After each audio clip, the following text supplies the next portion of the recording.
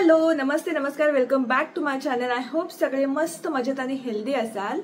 तर आज सगळी गडबड चालू आहे आमची. आम्ही आज चाललोय, येस फायनली सांगते की मी चालले, मी इकडे चालले, मी गावी चालले, मी ट्रिपला चालले, मी याला चालले, त्याला चालले, चालू होतं माझं.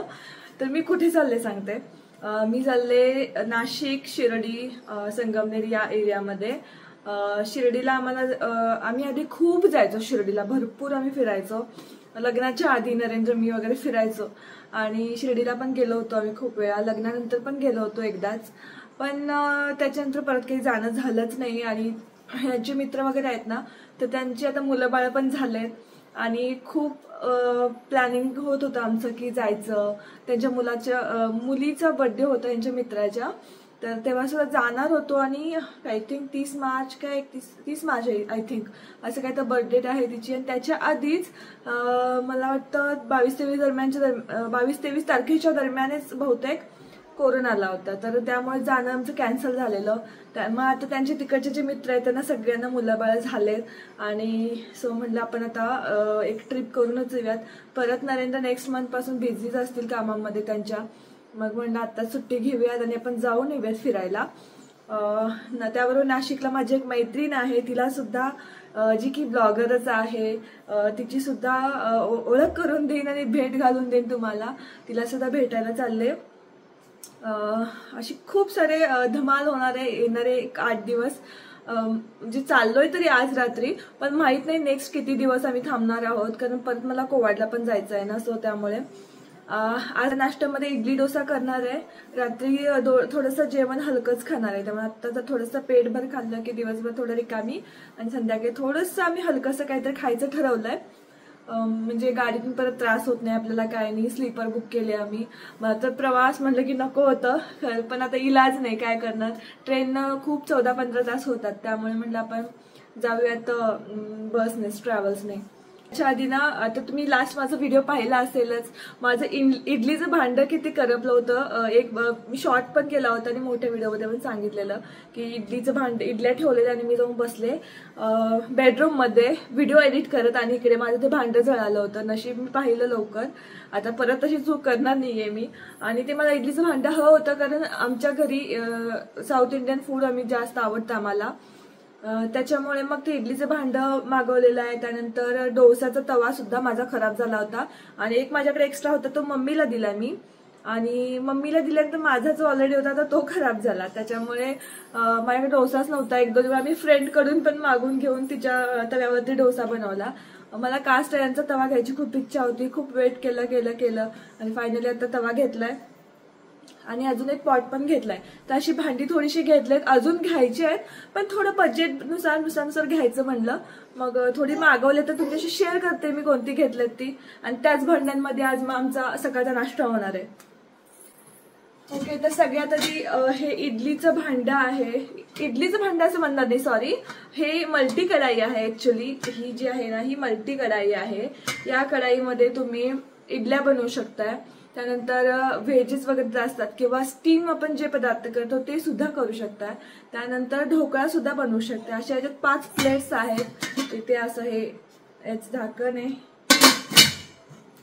छानशी अशी स्टीलची कढाई आहे. हँडल्स आहे दोन्ही साईडला हे पकडायला. आणि क्वालिटी खरंच 100% सांगते, खूप चांगली क्वालिटी आहे. आणि हँडल पकडायला सुद्धा इथे सॉरी, हे वरचं जे हे आहे ना झाकण, हे पकडायला सुद्धा इथे छानसं हँडल दिलंय त्यांनी. So quality is so good. हे इडलीचं भांडं झालं. सॉरी, मी सारखं इडलीचं भांडं म्हणते, मला इडल्या फार आवडतात त्यामुळे इडलीचं भांडं म्हणायला लागले. हे मल्टी कढाई आहे ही. त्यानंतर हा डोशांसाठी तवा आहे, जो प्रिसिजन आहे. डायरेक्टली आपण याच्यावर बनवू शकतो. असं काही नंतर याच्यावर, आता तुम्ही बरेच वेळा बघत असाल की याला आधी तयार करावं लागतं आपण डोसे बनवण्यासाठी. अरे बाबू थांब, राश नंदिनीमध्ये येते. तर बऱ्याचदा असं तवा आणून मग त्याला काही त्याच्यावर प्रोसेस करावी लागते. पण हा नाही, हा रेडी टू यूज आहे, ऑलरेडी सीझन केलेला आहे. सो डायरेक्टली याच्यावरती मी डोसे करणार आहे आणि दाखवते. खूप छान येतील अशा आहे मला. आणि हा पण आम्हाला जितका होता, याच्यात पण वेगवेगळ्या साईजेस होते तिथे अवेलेबल, पण आम्हाला जेवढा रिक्वायर्ड आहे तेवढा मी मागवलेला आहे. आणि वजनदार आहे. आणि लास्ट वन म्हणजे हा बिर्याणी पॉट आहे, छानसं हँडल स्टेनलेस स्टीलचा आहे. आणि इथे बघा मस्त हे झाकण लीड याची. इथे साईडला इथे 3 होल्स आहेत जेणेकरून त्यातनं जी वाफ येते ती पण बाहेर जावी. आणि याचा हा बेस. आणि हे सगळे भांडे जे आहेत ना हे इंडक्शनवरती सुद्धा यूज करू शकता. याचा बेस पहा. मला तर जाम हे जे असे वेगवेगळ्या डिझाईनचे भांडे असतात ना खूप आवडतात मला. अजून सुद्धा मी ही भांडी मागवणार आहे जशी रिक्वायर्ड होतील आणि माझ्या बजेटनुसार. तर येस, बिर्याणी आत्ता नाही बनवणार आहे. आज फक्त नाश्त्याचे प्रकार असतील. बिर्याणी जेव्हा बनवते व्हायच्यात मी बनवून दाखवेन तुम्हाला. 5 प्लेट्स येतात. या 2 ज्या आहेत त्या इडलीच्या प्लेट्स आहेत या. त्यानंतर या 2 ढोकळा बनवण्यासाठीच्या प्लेट्स आहेत. आणि ही एक स्टीमिंगसाठी आहे.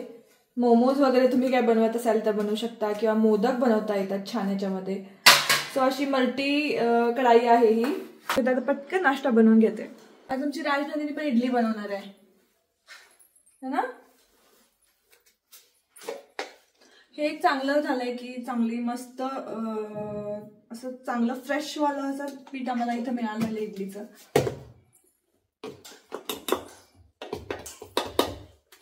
तू करणार? करा कर.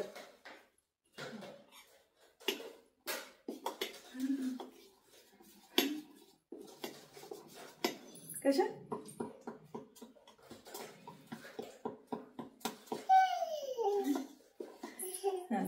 कर.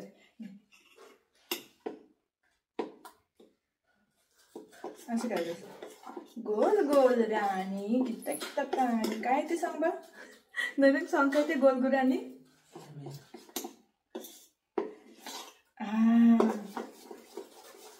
बस कर.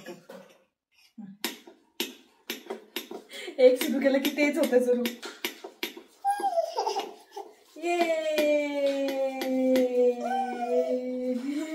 चला आपण इडली करूया. आता ठेवा इडलीत घालूया, इडलीच्या भांड्यात घालूया आपण. छान छान नवीन भांडं आणले आपण. तुला चेअर देते थांब बा. तर हा स्टेनलेस स्टीलचा मल्टीपॉट जो आहे तर तो टॉक्सिन फ्री आहे 100%. आणि याचं नेचर जे आहे ते नॉन रिॲक्टिव्ह आहे. आणि वर्सटाईल कुकवेअर आहे. म्हणजेच आपण बघा खूप सारे याच्यामध्ये पदार्थ बनवू शकतो. अगदी 2 प्लेट्सचे इडली ज्याचं इडलीसुद्धा बनवता येते, ढोकळा बनवू शकता. त्यानंतर उकडीचे जे काही अजून पदार्थ असतात ते सुद्धा तुम्ही बनवू शकता याच्यामध्ये. सो हा एक वर्सटाईलचा कुकवेअर आहे.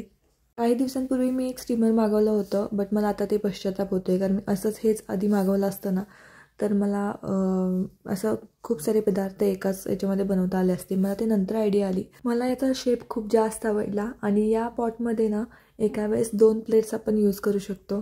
इथे मी दोघांसाठी आमच्यासाठी ह्या 2 प्लेट्स इडलीच्या ज्या आहेत तर त्या यूज करून इडल्या बनवते. तर आता इडली डोसा म्हटलं तर चटणी तर ऑब्व्हियसली आलीच. आणि खोबऱ्याची चटणी तर प्रचंड आवडतेच आपल्या सगळ्यांना.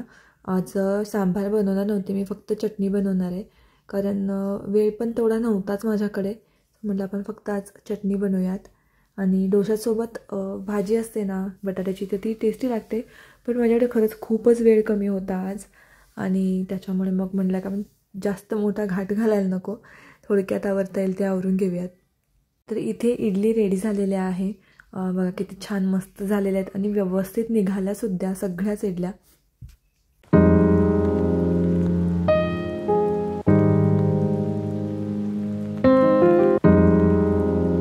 बऱ्याचदा मी असं ऐकलं की अरे डोसा चांगला निघत नाही किंवा चिकटून राहतो पहिल्यांदा बनवल्यावर. पण मी हा डोसा पहिल्यांदा बनवला आहे या तव्यावरती.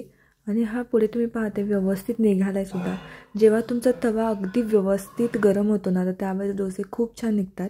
मी पलटवला बिकॉज मला पलटवून दोन्ही बाजून आवडतं. आणि नरेंद्रना एक साईडनेच व्यवस्थित बनवलेला असतो ना तर तशा प्रकारे आवडतं.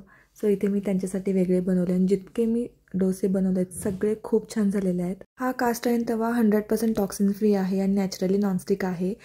जेव्हा पण याच्यामध्ये कोणतेही पदार्थ बनवतो त्यावेळेस पदार्थाची जी टेस्ट असते, फ्लेवर असतो तर ते एन्हान्स करतं हा तवा. आणि पदार्थांमध्ये आयर्नची मात्रासुद्धा उतरते.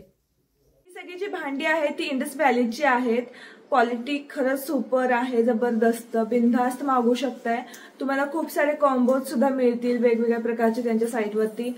आणि RAJASHRI हा माझा कोड वापरून जर तुम्ही भांडी मागवलीत तर तुम्हाला 12% डिस्काउंट त्याच्यावरती मिळून जाईल. सो नक्की चेक करा आणि हा कोड सुद्धा वापरून छान डिस्काउंट सुद्धा मिळवा आणि छान छान घरी तुमच्या किचनसाठी भांडी मागवा. जस्ट आता सगळं बऱ्यापैकी आवरलंय आणि आम्ही बाहेर जाऊन आलो आता, कारण आज आम्ही आमची नवीन गाडी घेतली आहे. नवीन नाही ऍक्च्युली, पण सेकंड हँडच आहे. पण मी स्वतः माझ्या पैशाने मी माझ्यासाठी 2 व्हीलर घेतलेली आहे.